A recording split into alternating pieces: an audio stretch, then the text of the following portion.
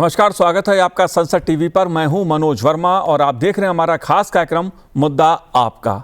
आज हम बात करेंगे भारत की जीडीपी यानी सकल घरेलू उत्पाद की और विकास की।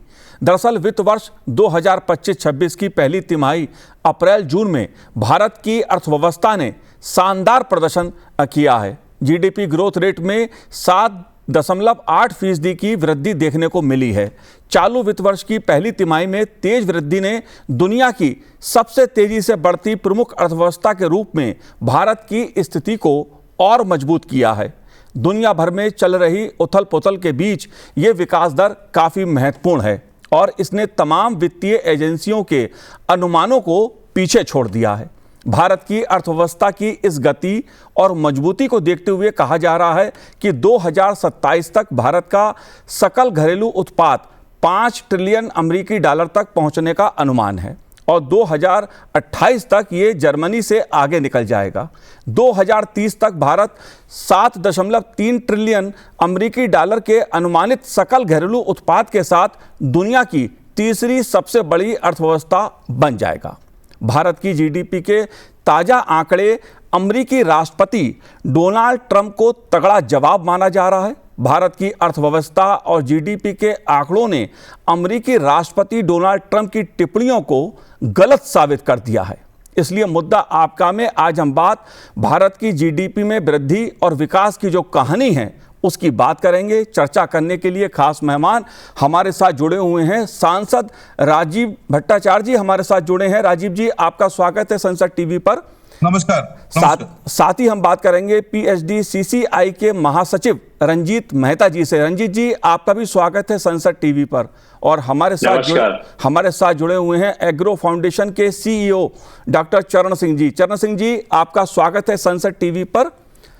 जाहिर सी बात है, मुद्दा देश की अर्थव्यवस्था का है, जीडीपी का है और जिस तरह से जीडीपी ने प्रदर्शन किया है उसने दुनिया को एक प्रकार से हैरान कर दिया है।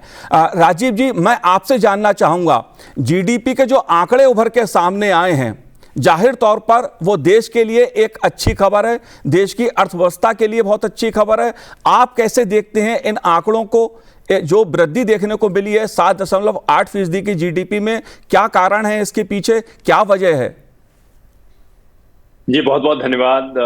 सबसे पहले तो डेफिनेटली ये जो आंकड़े हैं बहुत ही शानदार हैं। इसके पीछे सबसे बड़ी बात है जिस तरीके से पिछले दशक में भारत की अर्थव्यवस्था में जो एक आमूलचूल जो ईज ऑफ डूइंग बिजनेस में जो रिफॉर्म्स किए हैं उसका रिजल्ट हमें देखने को मिल रहा है। अब देखिए, मेक इन इंडिया लॉन्च हुआ था 2015 में, आज हम जब 2025 में हैं, एक दशक के अंदर हमारा जो पीएमआई मैन्युफैक्चरिंग इंडेक्स है वो भी 17 साल में सबसे जो है हाईएस्ट इस टाइम देखने को मिला है जी। इसके पीछे सबसे बड़ी बात है हमारे जो रिफॉर्म्स जो है गवर्नमेंट ने पिछले जो है दशक में करे हैं, नंबर 1 जी। नंबर 2, जो इंफ्रास्ट्रक्चर में इन्वेस्टमेंट गवर्नमेंट ने किया है, चाहे वो डिजिटल इंफ्रास्ट्रक्चर हो, चाहे वो फिजिकल इंफ्रास्ट्रक्चर हो, और कई क्षेत्रों में जैसे कि एग्रीकल्चर है, रिन्यूएबल एनर्जी में है, और जो और सेक्टर्स में जिसमें कि आपके डिफेंस सेक्टर में है, ये जो सारे गवर्नमेंट ने रिफॉर्म्स किए हैं और जिस तरीके से पूरे विश्व के लोग आज जबकि अपनी अपनी परेशानियों से और पूरे जो जियोपॉलिटिक्स चल रही है, जिस तरीके से वॉर के सिचुएशन चल रही है, उस पे भी आज अगर भारत सबसे तीव्र गति से बढ़ने वाली अर्थव्यवस्था है, उसके पीछे हमारा जो पिछले दशक का पूरा एक कार्यकाल रहा है जिसमें कई सारे रिफॉर्म्स आए हैं और जो इंफ्रास्ट्रक्चर में इन्वेस्टमेंट किए हैं, एमएसएमईज को के क्षेत्र में कई रिफॉर्म्स करे हैं जी जी जी। ये जो है इसका कारण ये है कि ये आज हमें इस तरीके से जो ग्रोथ देखने को मिल रही है, और मैं समझता हूं जो ये ग्रोथ चल रही है, जिस तरीके से रिफॉर्म्स हमें जारी करने चाहिए और जो ये मोमेंटम है देश का, देश की विकास दर का, ये कंटिन्यू रहेगा। हम इसमें और भी जो हमारे देश के एमएसएमई हैं, चाहे आपके किसान हैं, चाहे और उद्योगपति हैं, सभी का इसमें भागीदारी है और जिस तरीके से जो फॉरेन डायरेक्ट इन्वेस्टमेंट देश में आया है और जिस तरीके से मैन्युफैक्चरिंग का इकोसिस्टम बना है, इनोवेशन का इकोसिस्टम बना है, स्टार्टअप्स हमारे देश में जिस तरीके से आप देख रहे हैं, आज भारत जो है दुनिया का 3rd लार्जेस्ट स्टार्टअप इकोसिस्टम है। तो ये सारी जो हर तरीके से 360 डिग्री जो एक एंगल में 360 डिग्री जो विकास हो रहा है, उसी का रिजल्ट है कि हमें ये 7.8% की जो बिल्कुल रंजीत मेहता जी, जाहिर सी तौर पे जो हमारी जीडीपी के आंकड़े उभर के सामने आए हैं, अर्थव्यवस्था की जो अच्छी स्थिति उभर के सामने आई है, उसके कई कारण हैं। सरकार की नीतियां इसके पीछे एक प्रमुख कारण मानी जा रही हैं। सांसद राजीव भट्टाचार्य जी हमारे साथ जुड़े हैं। मैं आपसे जानना चाहूँगा राजीव भट्टाचार्य जी कि आखिर आप क्या वजह देखते हैं जो हमारी जीडीपी की ग्रोथ एक 7.8 पर जो दिख रही है, 7.8 पर जो उभर के सामने आई है, आप कैसे देखते हैं इस स्थिति को? देखिए, आज अभी रंजीत जी तो बोल रहे थे जी, तो हमारा अर्थव्यवस्था 5 ट्रिलियन डॉलर की अर्थनीति की रास्ते पर चल रही है और ये मानना है हम लोगों का यूके, फ्रांस और जर्मनी को पीछे टपका के हमारा ये अर्थनीति ये डेवलपमेंट हो रहा है।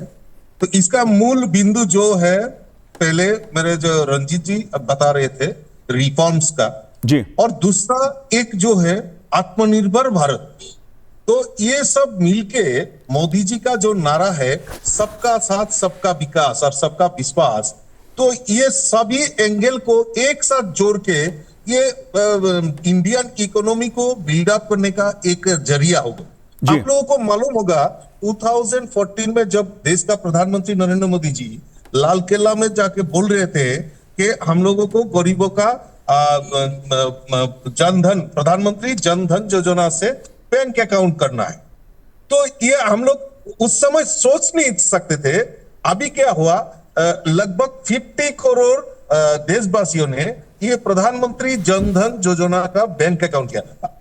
कोई मानना पड़ेगा, कोई बोलेगा कि गरीबों का बैंक खाता खुलने का और इसमें इंडियन इकोनॉमी बिल्डअप का क्या संबंध है?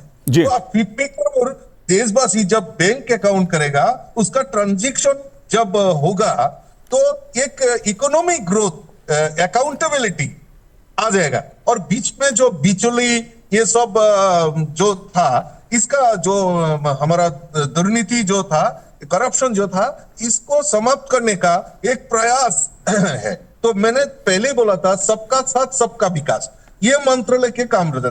तो आप वो जो नारा था प्रधानमंत्री जनधन योजना, ये हमारा देश का इकोनॉमी डेवलपमेंट के लिए बहुत बड़ा फायदा बन रहा। और हमारा आत्मनिर्भर भारत का आज इतना उजागर हुआ है। हम जी जी जी, बिल्कुल जाहिर सी बात है, जो जिस तरह के आंकड़े उभर के आए हैं जीडीपी के, उसने भारत की अर्थव्यवस्था जी, हाँ, तो इसका एक लाभ हम लोग इंडियन इकोनॉमी ग्रोथ का एक बड़ा योगदान रहा है।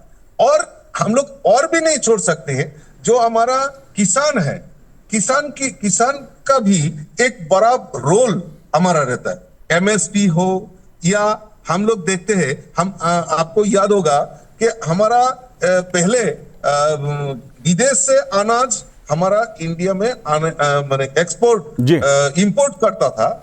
आज हम लोग इस कगार कर के पहुंचे हैं कि हम लोग बाहर एक्सपोर्ट के जरिया भी इंडिया बन गया है। तो एग्रीकल्चर सेक्टर का आज बिल्डअप, एमएसपी हो, चाहे हमारा किसान के लिए किसान क्रेडिट कार्ड हो, और किसान को एक जगह पर ले जाना। और जैसे हम लोग का नारा था जय जवान जय किसान, और मोदी जी का नारा था जय जवान जय किसान जय विज्ञान जय अनुसंधान। अर्थात हम लोग इसको डिस्कशन करेंगे तो देखेंगे जो नया नया तरीका है मॉडर्नाइजेशन ऑफ एग्रीकल्चर सेक्टर, तो ये इंपोज करने से हमारा प्रोडक्शन भी बढ़ रहा है और जो लाभ किसान को हो रहा है, तो हमारा जो इकोनॉमी है, इंडियन इकोनॉमी बिल्डअप के लिए एक जरिया ये भी हो सकता है। जी। तो आज ये सब लेके हमारा इंडियन इकोनॉमी आज संसद में आप देखेंगे स्पोर्ट्स केरिंग बिल, स्पोर्ट्स मैंने हमारा मैंने बंदरगाह के लिए जो बिल है करेक्शन करके, तो ये सब छोटा छोटा चीज लेके हमारा देश को विकसित भारत का जो नारा था मोदी जी का, वो साकार होते हुए हम लोग देख रहे हैं। राजीव भट्टाचार्य जी, मेरा आपसे एक सवाल और है, क्योंकि बात जाहिर तौर पर जिस तरह से अमेरिकी राष्ट्रपति डोनाल्ड ट्रंप ने जो टैरिफ का एक तरह से पहल की है, लगाया है जिस तरह से, उसके बावजूद भारत की अर्थव्यवस्था तेजी से आगे बढ़ रही है, अच्छा प्रदर्शन भारत की अर्थव्यवस्था ने किया है। आप कैसे देखते हैं इन स्थितियों में भारत की अर्थव्यवस्था की भविष्य की गति को, दिशा को? मेरी राय में जी, सांसद राजीव भट्टाचार्य जी से मेरा सवाल है जी। नहीं, देखिए, मैं तो आपको पहले बोला था कि मोदी जी का जो नारा है सबका साथ सबका विकास, और सबको जोड़ने का जो प्रयास मोदी जी का है, तो अभी सभी सेक्टर को मॉडर्नाइज हो या बिल आप मान सकते हैं 2025 में हम लोग लोकसभा या राज्यसभा में आए हैं तो जगह में स्पोर्ट्स जैसे shipping bill 2025 carrying goods carrying जो सी बिल है उसको करेक्शन किया। ये 100 साल पहले था, ये 100 साल पहले से चल रहा था, लेकिन आज 2025 में आके इसको करेक्शन करने से हमारा देश का फायदा होने वाला है।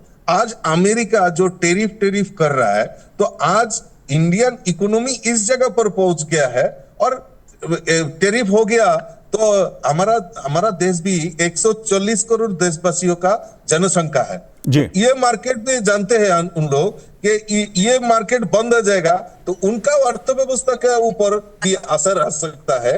तो ये आगे जाके, क्योंकि इंडिया इतना ग्रोथ हुआ है मोदी जी के नेतृत्व में, सारे देश अभी मोदी जी अभी भारत के साथ समझौता, अभी भारत के साथ बिजनेस का नाता और भी स्ट्रॉन्ग और भी मजबूत करने के लिए हमारा मोदी जी के पास है। और मोदी जी भी ये ट्रेडिंग जो है, ये ट्रेडिंग बहुत, आप गुजरात में मुख्यमंत्री की नाते काम किया है, आप देखेंगे गुजरात आज डेवलपमेंट स्टेट हम लोग बोल रहे हैं, तो किसके आधार पर?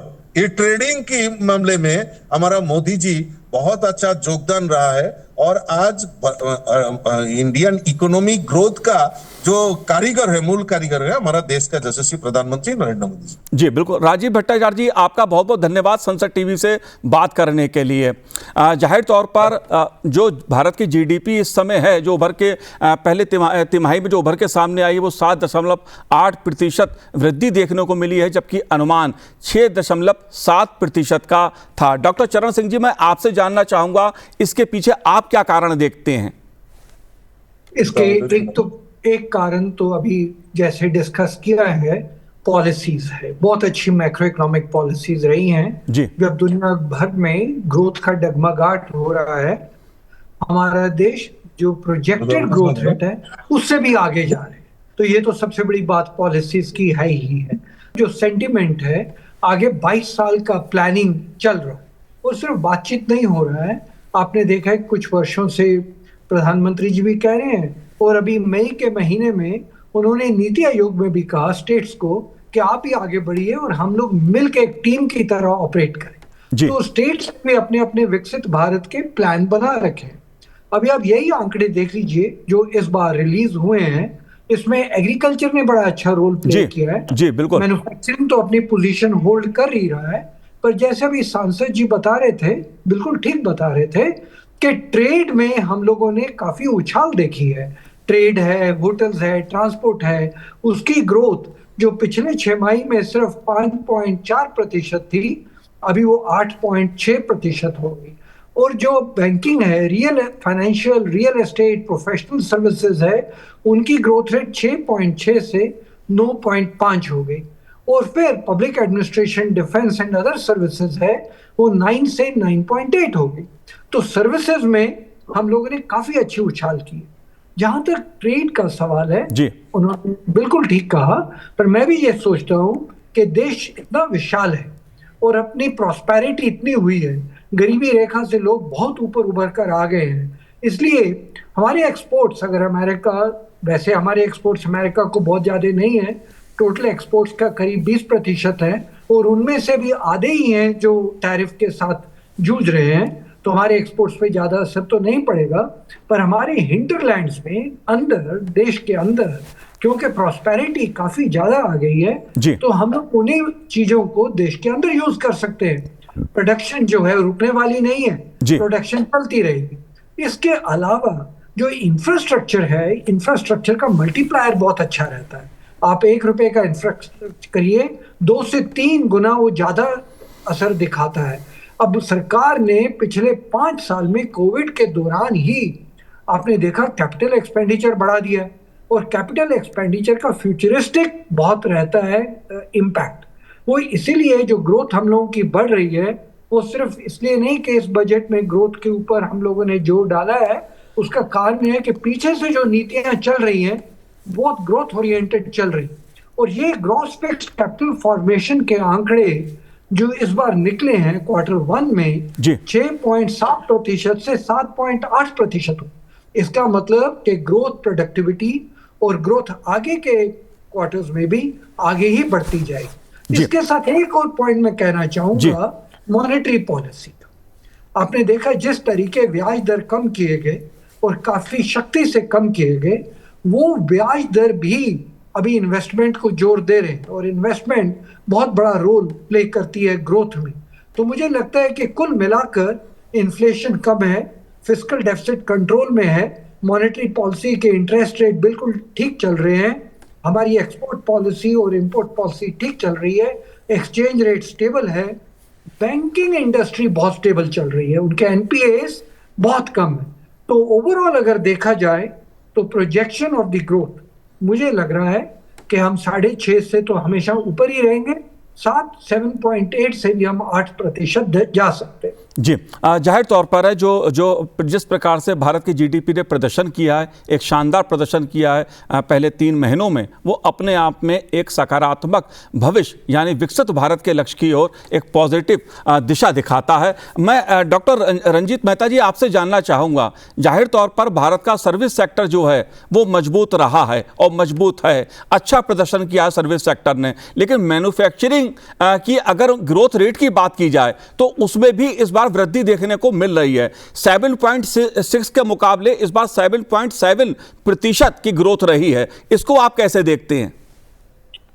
जी बिल्कुल, ये मैन्युफैक्चरिंग जब ग्रो करती है तो डेफिनेटली उसके साथ बहुत सारी और चीजें ग्रो करती हैं, और ये इसलिए हुआ है जिस तरीके से जो सरकार ने एक इकोसिस्टम बनाया है हमारे देश में मैन्युफैक्चरिंग का। और इस बार के जो पीएमआई के मैन्युफैक्चरिंग के डेटा भी आए हैं, 17 साल में वो सबसे ज्यादा जो है इस बार वो देखने को मिला है, 59.3 जो है पीएमआई का डेटा आया है।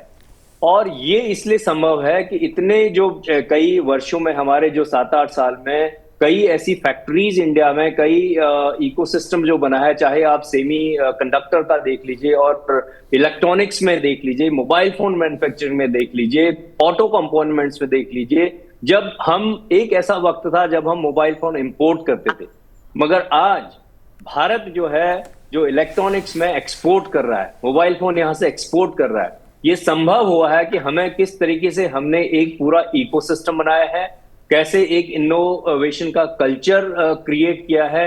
और इस बार जो दूसरी बहुत इंपॉर्टेंट जो बात आई है कि इस बार आप देखिए जहां तक ये यूपीआई का ट्रांजैक्शंस हैं, यूपीआई 20 बिलियन, मैंने एक महीने में 20 करोड़ लोगों ने यूपीआई यूज किया है, जो कि 25 लाख करोड़ के ट्रांजैक्शन हुए हैं। तो ये सब दर्शाता है कि किस तरह से बॉयंसी जो है भारत की इकोनॉमी में है, और हमारा सर्विस सेक्टर हमेशा ही बहुत स्ट्रांग रहा है। और जैसे जैसे इकोनॉमी पूरे विकसित की तरफ जाती है, डेवलप होती है, तो डेफिनेटली सर्विस का योगदान उसमें बढ़ता रहता है।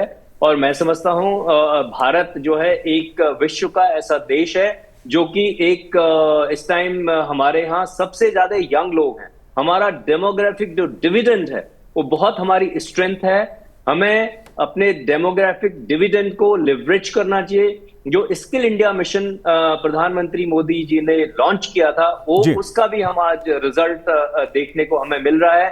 किस तरीके से पूरे विश्व में भारत के युवा जाते हैं और वहां पे कंट्रीब्यूट करते हैं, और यहाँ पे जो एक स्टार्टअप इकोसिस्टम बना है उसमें भी किस तरीके से जॉब सीकर ना होने के बजाय वो जॉब क्रिएटर बन रहे हैं। तो मैं समझता हूं जो मैन्युफैक्चरिंग का एक ओवरऑल इकोसिस्टम, चाहे आप स्टार्टअप इकोसिस्टम देख लीजिए, चाहे आप एमएसएमई को जिस तरीके से सपोर्ट किया जा रहा है, इवन कोविड टाइम में भी अगर हमने कई इसमें रिसर्च करी थी, कोविड के बाद जो भारत की ही एक ऐसी अर्थव्यवस्था थी जो कि सबसे तेज गति से कोविड के बाद बाहर आई है, उसके बाद भी हमने कभी इसको पीछे नहीं देखा। और आज हम देख रहे हैं कि जो ये चौंका देने वाली, जिसमें कि कई प्लेजेंट सरप्राइज था कि ये ग्रोथ रेट आई है। जहां तक आगे जो टैरिफ का हिट है, मे भी थोड़ा बहुत हमें देखने को मिले थर्ड क्वार्टर में, तो उस और but at the same time हमने ऑलरेडी इसमें सर्च शुरू कर दिया है, डाइवर्सिफाइड मार्केट देखने को इंडिया ऑलरेडी देख रहे हैं, चाहे अफ्रीका है, चाहे आसियान कंट्रीज हैं, और ईयू के साथ हमारा चल रहा है, और ये यूरेशियन कंट्रीज इनके साथ चल रहा है। तो मैं समझता हूं कि हमें एक पर्टिकुलर इकोनॉमी में निर्भर ना होकर के एक फ्रेगमेंटेड जो वर्ल्ड बन चुका है आज, एक जो वर्ल्ड है, अगर आप ट्रेड जो है फ्रेगमेंटेड हो चुका है, रीजनल पार्टनरशिप्स हमें क्रिएट करनी चाहिए, और वही इंडिया की इस टाइम एक नीति चल रही है कि कैसे हम हर रीजनल प्लेयर के साथ हम अपना व्यापार और समझौता जारी रखें, और at the same time America के साथ भी हमें अपने व्यापार की जो है उसको भी जारी रखना चाहिए बातचीत। और जो हमारी सबसे बड़ी स्ट्रेंथ हमारा डेमोग्राफिक डिविडेंड है, और दूसरा जो हमारी इतनी बड़ी मार्केट 140 करोड़ लोगों का देश है, जो इतनी बड़ी मार्केट है, मेरे ख्याल से किसी भी दुनिया में कोई ऐसी इकोनॉमी नहीं है जिसमें कि इतने सारे आपको एस्पिरेशनल लोग जो कि कंज्यूम करने को तैयार हैं। तो यही हमारी एक बहुत बड़ी स्ट्रेंथ है। इसको देखते हुए हमें लगता है डेफिनेटली हम इसमें और भी अच्छा आगे करेंगे। बिल्कुल, जाहिर तौर पे बात चाहे सर्विस सेक्टर की हो, मैन्युफैक्चरिंग सेक्टर की हो, दोनों ही ने एक अच्छा प्रदर्शन किया है, और इसीलिए जीडीपी जो है भारत की, उसने एक अपना दम, अपनी मजबूती दिखाई है दुनिया को। लेकिन जब हम भारत की जीडीपी की बात करते हैं तो उसमें कृषि क्षेत्र जो है, जो एग्रीकल्चर सेक्टर है, उसकी बहुत महत्वपूर्ण भूमिका रही है। डॉक्टर चरण सिंह जी, मैं इस मुद्दे पर और बात आपसे करना चाहता हूं, क्योंकि अगर भारत की अर्थव्यवस्था की हम बात करते हैं और कृषि क्षेत्र पर विस्तार से बात ना करें तो बात अधूरी रह जाएगी, क्योंकि कृषि और उससे संबंधित क्षेत्र में जो विकास दर है वो इस बार 3.7% रही है, जबकि 2024-25 की जो पहली तिमाही थी उसमें ये 1.5% थी।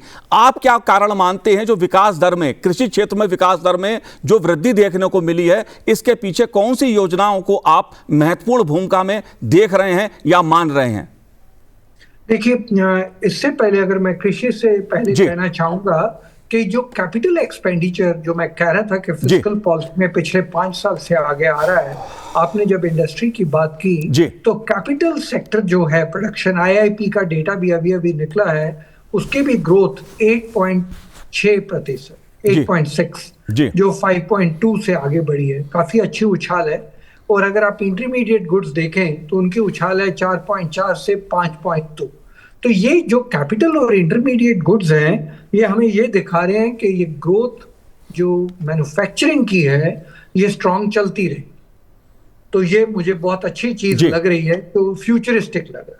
अब जहां तक एग्रीकल्चर का सवाल है, मेरी राय में एग्रीकल्चर के बिना तो हम लोग आगे गति पकड़ ही नहीं सकते, क्योंकि हमारे 50% से ज्यादा लोग एग्रीकल्चर में काम करते हैं, और एग्रीकल्चर ने बहुत अच्छी परफॉर्मेंस भी दिखाई है। उसके 2-3 मूल कारण है। एक तो जो मिनिमम सपोर्ट प्राइस है उस पे हम लोगों ने बहुत नजर रखी हुई है, और उसको मिनिमम सपोर्ट प्राइस एग्रीकल्चर में टाइम पर उसको ठीक बढ़ाते रहते हैं। इसके अलावा जो रूरल क्रेडिट है वो काफी स्ट्रांग चल रहा है, और रूरल क्रेडिट में crop loans as well as agriculture के जो इम्प्लीमेंट्स हैं उनके ऊपर भी काफी ज्यादा रोल जा रहा है। एमएसएमईज जो इंडस्ट्रियल क्लस्टर्स में हैं और जो एग्रो रिलेटेड हैं उनको भी काफी ज्यादा एनकरेज किया जा रहा है। अभी मैंने जो नोट किया है कि वो जो नॉन सीरियल फूड्स हैं और खास करके डेयरी और एलाइड सेक्टर्स हैं, जो बजट में अब कहा जा रहा है हनी का उत्पादन, फिश का, मिल्क का, ये सारे जो हम जिन चीजों पे जोर डाल रहे हैं, और अब तो जैसे मिलेट्स पे काफी ज्यादा जोर दिया जा रहा जी। है, तो वो भी एग्रीकल्चर सेक्टर में काफी ज्यादा रोल प्ले कर रहा है। मैकेनाइजेशन है, प्रिसीजन फार्मिंग है, कोल्ड स्टोरेज की चेन्स हैं, फूड प्रोसेसिंग है, इन सबको भी मद्देनजर रखा जा रहा है। तो इसलिए एग्रीकल्चर सेक्टर की जो प्रोडक्शन है, एग्रीकल्चर सेक्टर की जो सपोर्ट आई है इस ग्रोथ आंकड़ों में भी, वो भी उसी नजर से कि रूरल सेक्टर को निगलेक्ट नहीं किया गया है। जी। सर्विस ने बहुत अच्छी उछाल ली है, मैन्युफैक्चरिंग में कैपिटल गुड्स और इंटरमीडिएट गुड्स ने बहुत अच्छी उछाल ली है, वो सब ठीक है, पर एग्रीकल्चर सेक्टर को भी पूरा सपोर्ट किया जा रहा है और वही आंकड़ों में दिख रहा है। बैंकिंग सेक्टर ने इसमें बहुत बड़ा रोल प्ले किया है, रूरल क्रेडिट में और रूरल फाइनेंसिंग में प्रायोरिटी सेक्टर के अंदर भी है। और खास करके जैसे आप यूं कह लीजिए, सरकार ने सेल्फ हेल्प ग्रुप्स, करोड़पति दीदी, लाखपति दीदीज, ड्रोन की हेल्प, फर्टिलाइजर्स के लिए उन सारे औजार जो किए गए ताकि एग्रीकल्चर प्रोडक्शन स्ट्रांग रहे, उन सबका ये योगदान है कि एग्रीकल्चर सेक्टर इतना स्ट्रांग चल रहा है। जी, जाहिर सी बात है डॉक्टर चरण सिंह जी, कई पहलू हैं एग्रीकल्चर सेक्टर के जिसके चलते भारत की अर्थव्यवस्था को गति मिली है, लेकिन जीडीपी की गति को अगर हम कोई कारण जिम्मेदार माने तो उसके पीछे निर्णायक शासन, दूरदर्शी सुधारों और सक्रिय वैश्विक भागीदारी से प्रेरित माना जा रहा है। बहुत बड़े कारण हैं इसके पीछे, और भी कई कारण हैं, लेकिन समय का अभाव है। डॉक्टर चरण सिंह जी, आपने सनसेट टीवी से बात की, बहुत बहुत शुक्रिया, बहुत बहुत धन्यवाद हमसे बात करने के लिए। डॉक्टर रंजीत मेहता जी, आपका भी बहुत बहुत शुक्रिया सनसेट टीवी से बात करने के लिए। तो आज इस कार्यक्रम में इतना ही, मुझे दीजिए आज्ञा, नमस्कार।